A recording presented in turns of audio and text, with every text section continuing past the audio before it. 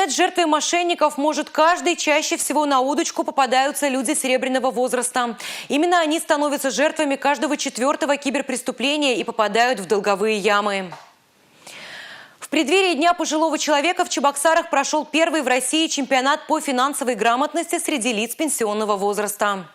Из всех регионов России выбрано всего 20 региональных площадок, в том числе Чувашская республика, город Чебоксары. У нас зарегистрировалось более 40 желающих принять участие.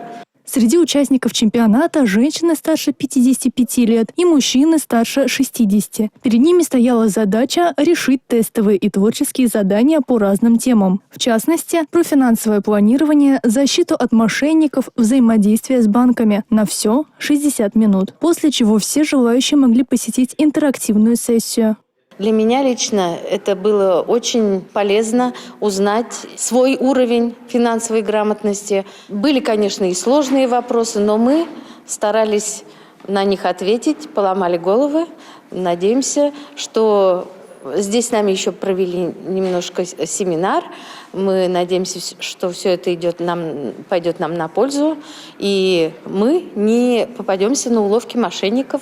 Пока участники повышали свой уровень финансовой грамотности, члены жюри подсчитывали баллы. Максимальное количество баллов у нас могли набрать 65 баллов, то у нас победитель, в принципе, набрал 60 баллов. Это неплохой результат. При этом при проверке всех работ мы отметили, что средний уровень где-то на уровне 40 баллов у нас отвечали ребята. То есть очень прекрасные знания по индексации пенсий, по работе с вкладами, с кредитами. Ответили хорошо на финансовый кроссворд. Практически все разгадали финансовые ребусы. И вот настал долгожданный момент награждения победителей.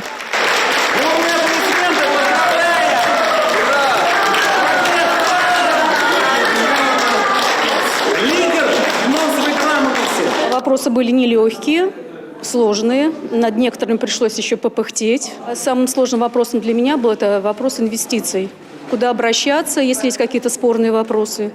1 призер и 3 победителя получили дипломы и ценные, а главное, полезные призы. Помимо вот этого измерителя кислорода, да, если как по-русски сказать, и за первое место, помимо электронной книги, еще всем 3 победителям компактная метеостанция показывает температуру воздуха, давление. А также победители смогут продемонстрировать свои знания в финансовой сфере в рамках федерального этапа, который пройдет в Москве. Инесса Потапова, Павел Ирытков, Республика.